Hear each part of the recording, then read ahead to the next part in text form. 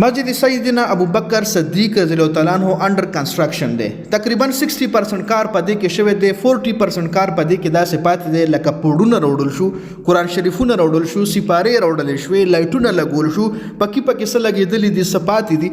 نو دا یو داسې کار دی چې پدې کې انسان له هر ټایم ثواب ملاويږي، صدقه جاریه ده. نو چې چا څومره هم وس کېږي 10 روپۍ دی ولني په سکرین په دې ویډیو کې تاسو لا ایزی پیسا نمبر ښکاري د خپل د زړه د اخلاص موږ له 10 روپۍ هم راولېږئ قبول دي. په 10 روپو باندې به خو یو سکویر فوټ پوړ به پې خوشي که نه، سبا په یو مسلمان ودرېږي مونځ خو به پیو کي که نه.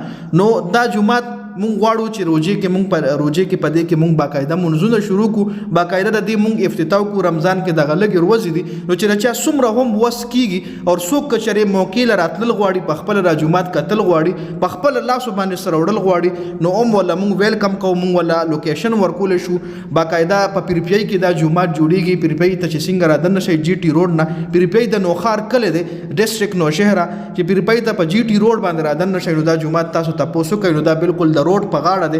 دې کې به ډېر مسافر هم مونځ کوي، د لارې لاروي به پکې هم مونځ کوي. نو په دې صدقه جاریه کې خپل شرکت ضرور کوي، په دې صدقه جاریه کې خپل ځان نه خپله حصه ضرور واچوئ. 10 روپۍ دی ولې نه 10 روپۍ هم مونږ ته قبول دي. مونږ دا ټایم غواړو چې دا جومات افتتاح مونږ رمضان ته وکړو. رمضان کې په دې باقاعده مونږ 15 وخته مونځونه شروع کړو. نو ډېره زیاته مننه، د اخلاص په تمه به مو یوجي.